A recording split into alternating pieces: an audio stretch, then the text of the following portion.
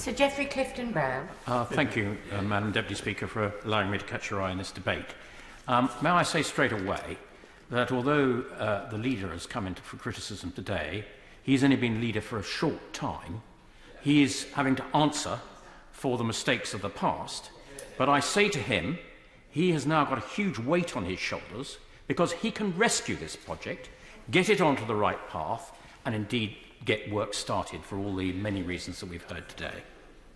So I should draw attention to my declaration of registered members' financial interests as a chartered surveyor, and I also was able to articulate my views more fully during the Westminster Hall debate, which I called last Thursday. Madam Deputy Speaker, this debate could not be more timely given yesterday's water leak in the chamber. It is the second time that I've been here in not many years that we've had a leak in this chamber. The last time was a leak in that corner.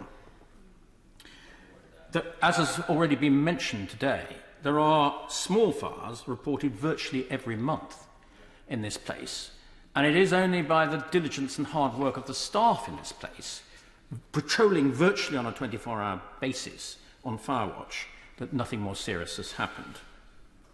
As well as has already been mentioned, the incident of the asbestos leak in Speaker's House last year, which impacted over 100 construction workers. As I said to the honourable member speaking for the Scottish National Party, we are obliged to protect and preserve this UNESCO World Heritage Site, a Grade 1 listed building with over 900 years of political history for our country. And I fear that we are leaving the building at a risk of much larger failure than a leak in the roof, which inevitably would involve us in having to move out of Parliament and leaving us all looking rather stupid that we didn't actually take major action quicker. This project, in terms of cost, Madam Deputy Speaker, estimated at around, by several experts, to cost around £10 billion, is sitting somewhere in terms of the cost of the Olympics at £8.77 billion and Crossrail, which cost £18.25 billion. It is therefore a vast and complex project. And I know only too well, from my role as Deputy Chairman of the Public Accounts Committee, and I'm glad to have my chair from Shoreditch sitting here today, and my role in the Financial Services Committee, and I'm glad to have the chair also of that committee from Newcastle each. They both do a splendid job. We see large government projects almost on a weekly basis that end up by costing hundreds of millions of pounds more. For example, the Ajax defence vehicle project, which has already cost £3.2 billion and not delivered a single workable vehicle and is over 10 years late. My fear is that this restitution and renewal project could go the same way.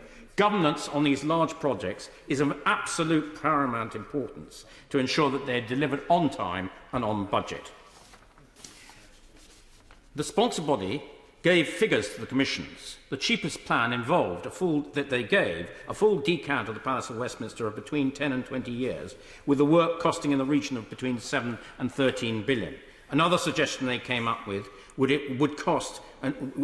take the longest would be for the project to be done on a continuous basis with the houses remaining in both chambers, and this option was going to cost a staggering 11 to 22 billion and would take in a region of 46 to 70 years. So the Commission took fright and decided that it should be immediately abolished and replaced by a joint department composed of both houses. The problem with this is exactly what happened to projects in the past. The Elizabeth Tower has ended up costing almost 3 times, the purchase of parliamentary buildings costing over £100 million each, and a great deal to exit. All of these have been overseen by the present in-house incumbents. So what is to suggest that this R&R would be managed in any different way and it wouldn't end up costing billions of pounds more and taking many years longer than it needs to? In contemplation of the new joint department of the House, they have appointed an expert panel, which should be enshrined in statute, as I already said, so that they can continue to give advice. Also, the new joint department budget shouldn't be subsumed into the main vote on the House of Commons. It should be entirely separate so that this House of Commons can monitor it properly and see how much the cost is going on an ongoing basis, similar to the quarterly reports we get from HS2. I should warn the House that during the Public Accounts Committee hearing this March, the Chief Executive, David Goldstone, who does know a thing or two about having managed the Olympic project, said in relation to questioning about what continuing presence assessment found in relation to this building, and I quote, "The conclusion it came to is that, in effect, it is technically possible to do it, but consistent with all previous work on this subject, it would take an enormously longer time, and it would cost an awful lot more, and this is the key point, it would create extraordinary," his words, not mine, "risks in relation to health and safety, fire safety, as we've already referred to earlier, and the risk of disruption is very great as well.